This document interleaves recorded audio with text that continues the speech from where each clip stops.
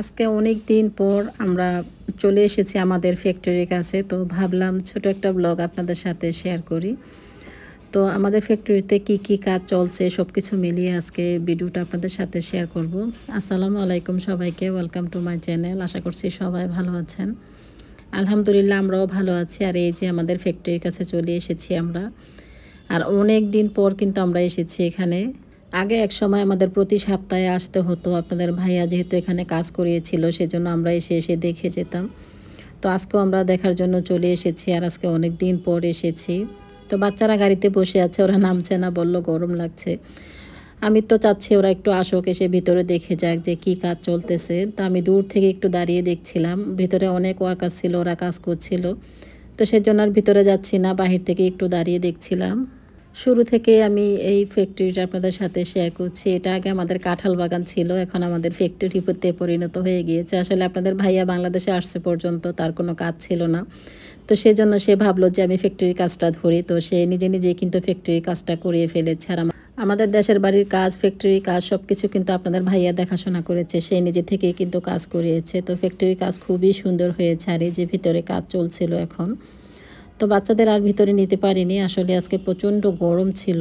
রোদ নেই কিন্তু তারপরও অনেক তাপ লাগছিল শরীরে। তো ভাবলাম ওরা যেহেতু গাড়ি থেকে নামতেই চাচ্ছে না, তা আমরা পরে চলে এসেছি একটা রেস্টুরেন্টে। আসলে ওরা ওয়াশরুমে যেতে চেয়েছিল, আশেপাশে কোনো ওয়াশরুমের ব্যবস্থা ছিল না।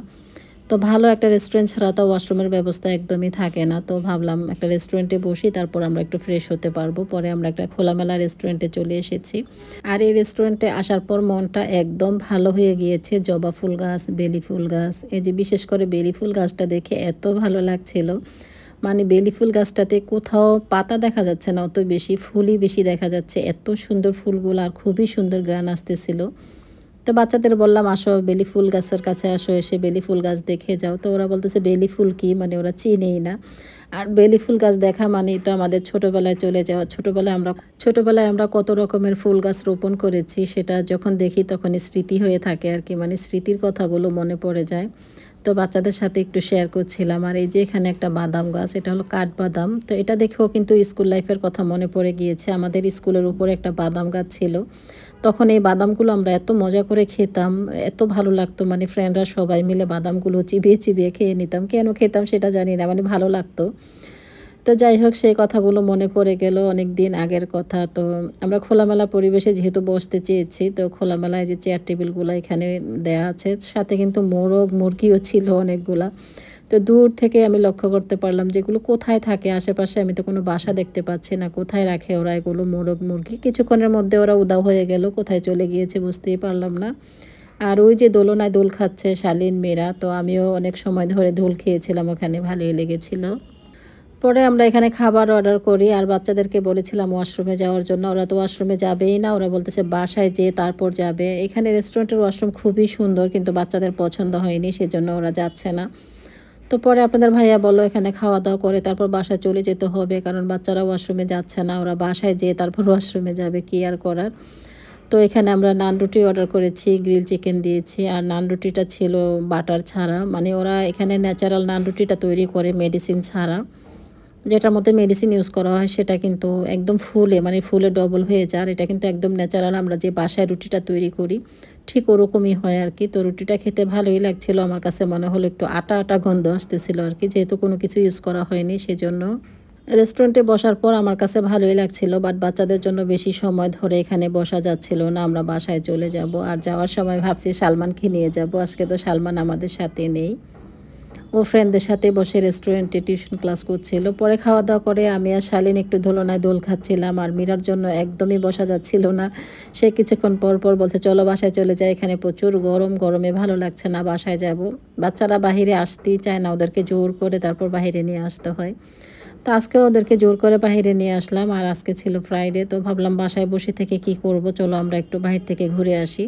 সেদিন যে ব্লগটা আপনাদের সাথে শেয়ার করেছিলাম সেটা দ্বিতীয় পার্ট ছিল এই ব্লগটা। তো ভাবলাম এই ব্লগটা আজকে আপনাদের সাথে শেয়ার করে ফেলি। সামনে যেহেতু ঈদ চলে এসেছে, আর অনেক ব্লগে কিন্তু জমে গিয়েছে, সেগুলো ভাবলাম প্রতিদিন একটা করে দিয়ে তারপর শেষ করে ফেলি। আসলে ব্লগ যখন করি তখন ভালোই লাগে, আর ব্লগ যখন আপলোড দিই আজকে দিব কালকে দিব ওটা বলে আর ব্লগগুলো আপলোড দেওয়া হয় না। আমার ফোনে কিন্তু অনেক ব্লগ রয়ে গিয়েছে, আবারও অনেক সময় দেখা যায় যে মেমোরি ফুল হয়ে যায়, তখন আমার ভালো ভালো ব্লগগুলো কিন্তু আমার ডিলিট করে দিতে হয়, কিছু করার নেই।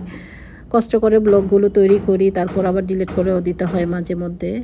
তো বাচ্চারা তো বাসায় চলে যেতে চাচ্ছে, আর আপনাদের ভাইয়া বলতেছে এখন না, সন্ধ্যার দিকে যাব একেবারে সালমানকে নিয়ে, তারপর আমরা বাসায় চলে যাব। তো আমরা ভাবলাম যে এখানে একটা রেস্টুরেন্ট আছে, ওখানে একটু বসি। তো বাচ্চারা তো রেস্টুরেন্টে বসবে না, তো ভাবলাম একটু ঝালমুড়ি খাই। এখানে আমরা অনেক সময় ধরে গাড়ি চালিয়েছিলাম, আশেপাশে অনেকেই ভাঙলো বাড়ি তৈরি করেছে, সেগুলো একটু ঘুরে ফিরে দেখেছি, ভালোই লাগছিল। তো সেটা আর আপনাদের সাথে শেয়ার করা হয়নি। তো দূর থেকে লক্ষ্য করে দেখতে পেলাম ঝালমুড়ি, মামা এখানে ঝালমুড়ি তৈরি করছিল। তো আমি ভাবলাম একটু ঝালমুড়ি খেয়ে নিই। বাচ্চাদের বললাম যে ঝালমুড়ি খাবে, ওরা খাবে না, ওরা আইসক্রিম খাবে। তো ওদেরকে আইসক্রিম কিনে দিয়েছি, বসে খেয়ে নিচ্ছে। আর এই যে আমি এখানে ঝালমুড়ি কিনে নিলাম, ভাবলাম ঝালমুড়িটা অনেক মজা হবে। তবে ঝালমুড়িটা ভালোই লেগেছিল, কালো জিরা দিয়ে তৈরি করেছে, কালো জিরার ভর্তা দিয়ে। কালো জিরার অনেক ফ্লেভার ছিল, তবে লবণটা একটু বেশি পড়ে গিয়েছে।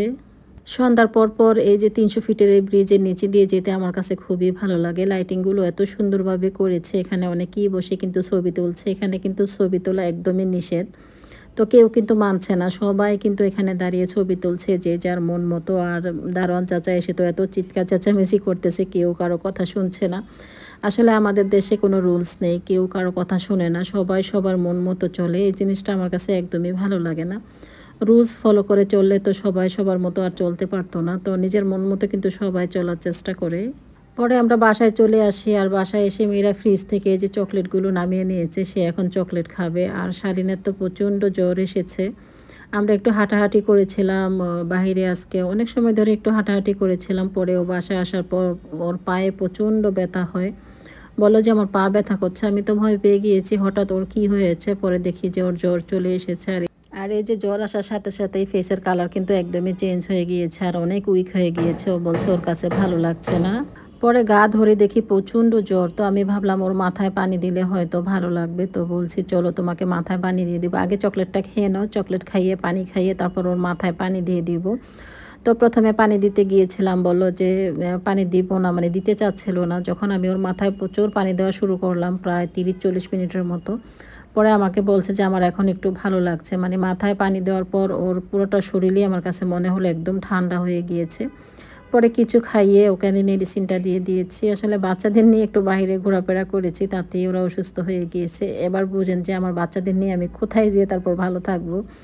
আর গতকালকে আমি যে ভিডিওটা আপলোড করেছিলাম, আপনারা অনেকেই বলেছেন যে আপনারা মালয়েশিয়া যাচ্ছেন না কেন, কি হয়েছে, অনেক ধরনের কোশ্চেন করতেছেন যে প্রবলেম আছে নাকি। আসলে মানুষের তো প্রবলেম থাকতেই পারে, এটা তো আর আমার বাবার দেশ না যে আমি বললে চলে যেতে পারবো। আমি আমার দেশে আছি, খুব ভালো আছি। আমার যখন সময় হবে তখনই আমি যাব, আর তখন তো অবশ্যই আপনারা দেখতে পাবেন। তাহলে আপনারা এত চিৎকার চেঁচামেচি কমেন্ট এটা সেটা মানুষকে মানে যা মনে আসতেছে তাই লিখতেছেন, এটা কিন্তু একদমই ঠিক না। কারণ মালয়েশিয়া তো আমরা একদিন যাব ইনশাল্লাহ, সেটা আমি আপনাদের সাথে বলেছি। যখন যাব তখন আপনাদের সাথে শেয়ার করব, আমি তো বলিনি যে আমরা যাব না। বাচ্চাদের যেহেতু এখন পড়াশোনা চলতেছে, ওরা পড়াশোনা করুক, আপনাদের ভাইয়া যাবে, আমরা যাব ইনশাল্লাহ, সবাই দোয়া করবেন। আর এখানে আপনাদের ভাইয়া কিছু জাম নিয়ে এসেছে, এখানে অনেকগুলো জাম ছিল, তার মধ্যে কাউ নিয়ে এসেছে। কাউ ফলটা কিন্তু 400 টাকা কেজি করে কাউ ফল নিয়েছে, তারপর আপনাদের ভাইয়া নিয়ে এসেছে। সে বছরে যে একটা নতুন ফল বের হবে, সেটা যত টাকায় দাম হোক সে কিন্তু কিনে নিয়ে আসবেই। এই কয়েকদিন কিন্তু জাম লিচু আমাদের বাসা প্রতিদিন আনতেছে। তো আমি কিন্তু আপনাদের ভাইয়াকে নিষেধ করে দিয়েছি যে জাম আর লিচু এনো না, তরমুজের সিজনে তরমুজ খেতে খেতে আর ভালো লাগেনি। এখন আবার এই সিজনে যে কাউ জাম, সাথে সাথে আবার এখানে নিয়ে এসেছে তালের শাঁস। তালের শাঁস তো আমার খুবই পছন্দের একটা ফল, আমি এটা খেতে খুবই পছন্দ করি। আমাদের পাশে কনস্ট্রাকশনের কাজ চলতেছে, এখানে এত বেশি শব্দ হচ্ছিল, মানে কিছু করার নেই। রাতের বেলা তো আর ভিডিও বানানো যাবে না, তো আমি বিকেলবেলা যখন ভিডিওটা তৈরি করছিলাম তখন এত বেশি সাউন্ড আসতেছিল। একটু বসে থেকে থেকে ভিডিওটা বানাচ্ছি, তারপরে অনেক বেশি সাউন্ড আসছে বাহির থেকে। আর অনেকে অনেক ধরনের মন্তব্য করে থাকেন মানুষকে নিয়ে, এটা করা কিন্তু একদমই সঠিক না। কারণ মানুষের জীবনে অনেক কিছু হতে পারে, সব কিছু যে আপনাদের সাথে শেয়ার করতে হবে সেটাও কিন্তু নয়। তো আমি বলেছি আমার লাইফে যা কিছু হয় সব কিছু আমি আপনাদের সাথে শেয়ার করি। অনেকেই কিন্তু অনেক কিছু শেয়ার করে থাকে না, আমি A to Z সব কিছু দেখিয়ে থাকি, কোথায় যাই, কী করি, বাসা বাড়িতে কাজকর্ম নিয়ে সব কিছু মিলে আমি ব্লগ শেয়ার করি। সেই শুরু থেকে আপনারা যারা আমার পাশে আছেন হয়তো আমাকে নিয়ে জানেন। আর অনেকেরই কোশ্চেন ছিল যে আপু তোমাদের মানুষের বাড়ি কি করেছো, গাড়ি কি করেছো, তো সেগুলো তো আর আমি এখন আপনাদের সাথে বলতে পারবো না যে গাড়ি বাড়ি আমরা এগুলো কি করেছি। আমরা অবশ্যই বলবো যখন আমি মালয়েশিয়াতে যাব, তখন আমি A to Z সব কিছু আপনাদের সাথে শেয়ার করব। সকাল থেকে বিকেল, বিকেল থেকে রাত পর্যন্ত কি করেছি না করেছি, আমার বাড়ি কি করেছি, গাড়ি কি করেছি। আর গাড়ি তো অবশ্যই আছে, আমি গাড়ি সেখানে ওদের আব্বুর একটা ফ্রেন্ড আছে, তার কাছে গাড়ি রেখে দিয়েছি, কারণ গাড়ি যদি পড়ে থাকে তাহলে নষ্ট হয়ে যাবে। সেজন্য কিন্তু ওরা কিন্তু গাড়িটা ইউজ করতেছে, সেজন্য ভালো থাকবে গাড়ি। তাই আপনাদের ভাইয়া কিন্তু ফ্রেন্ডদের কাছে দিয়ে রেখেছে যে তোমরা এটা যদি ইউজ করো তাহলে আমার গাড়িটা ভালো থাকবে, দেখে রেখো। আর বাসার কিছু জিনিসপত্র ওদেরকে দিয়ে দিয়েছি যেগুলো নষ্ট হয়ে যাচ্ছিল। তো আমাদের জিনিসপত্র নিয়ে আপনাদের এত মাথা ব্যথা সেটা আমি বুঝতেছি না, যে আমাদের গাড়ি কই, বাড়ি কই, আমাদের কি হয়েছে, আমাদের কি প্রবলেম হয়েছে, সেটা আমি প্রতিনিয়ত ব্লগের মধ্যে বলে দিচ্ছি যে আমরা যাব, আমাদের কোনো প্রবলেম নাই, আমরা যেতে পারবো। যেহেতু আমরা সেখানে বিজনেস বিষয় ছিলাম, সেজন্য বিজনেসের ক্ষেত্রে কিন্তু অনেক ধরনের প্রবলেম হতে পারে। সেই সমস্যাটা সমাধান হতেও কিন্তু অনেক বেশি সময় লাগবে। তো সেটা আমি আপনাদের সাথে অনেকবার বলেছি, হয়তো নতুন যারা জয়েন হয়েছে, নতুন না পুরাতনরাই তো আমাকে চেনেন, নতুনরা তো অত ভালোভাবে চেনেন না। তো যাই হোক, আপনাদের সাথে সব কিছুই শেয়ার করে থাকি। যখন যাব মালয়েশিয়াতে তখন আপনাদের সাথে অবশ্যই শেয়ার করব। অবশ্যই আমরা কিন্তু মালয়েশিয়াতে যাব। তো আপনারা সবাই কিন্তু আমাকে এই কমেন্টটা নিয়ে কিন্তু অনেক বেশি জ্বালাতন করতেছেন। তো সেইটার আনসারটা আজকে দিয়ে দিলাম, আশা করছি আপনারা বুঝতে পেরেছেন। আর এখানে আমি কিছু সমুচা ভেজে নিচ্ছিলাম বিকেলের দিকে। এটা হলো ভেজিটেবল সমুচা। তো এই সমুচাটা খেতে কেমন আমি আর কখনোই খাইনি, আজকে ফার্স্ট টাইম এটা আমি ট্রাই করব। আর এটা রিভিউ দিব আজকে যে সমুচাটা খেতে কেমন। তো এখানে কিন্তু অনেকগুলো সমুচা ছিল, একদম ছোট ছোট মিনি সমুচা এটা। আর আগের এক পিস ছিল বড়, সেটাও কিন্তু আমি ভেজে নিয়েছি। আপনারা হয়তো লক্ষ্য করলে বুঝতে পারবেন এক পিস সমোসা কিন্তু অনেক বড়, আর ছোটোগুলা তো এই যে খেয়ে নিচ্ছি। তো ছোটোগুলার ভিতরে কিছুই ছিল না, শুধু আলু ছিল, এটা দিয়ে বুঝিয়ে দিয়েছি ভেজিটেবল সমোসা। আর এটা ছিল আগের একটা সমোসা, এটা অনেক বড়। তবে এটা খেতে খুবই ভালো লেগেছে, ভিতরে অনেক ফ্লেভার ছিল, তার মধ্যে এটার মধ্যে গাজর ছিল, আলু ছিল, বিভিন্ন ধরনের সবজি ছিল, পিস ছিল, সব কিছু মিলিয়ে কিন্তু এটা তৈরি করা হয়েছে। আর এখনকার ছোট ছোট যে ইগুলা সমোসাগুলো খেতে একদমই ভালো লাগেনি, ভিতরে শুধু আলু ছিল। তো যাই হোক, রাতের বেলা মীরা এখন বসেছে জামের ভর্তা তৈরি করার জন্য।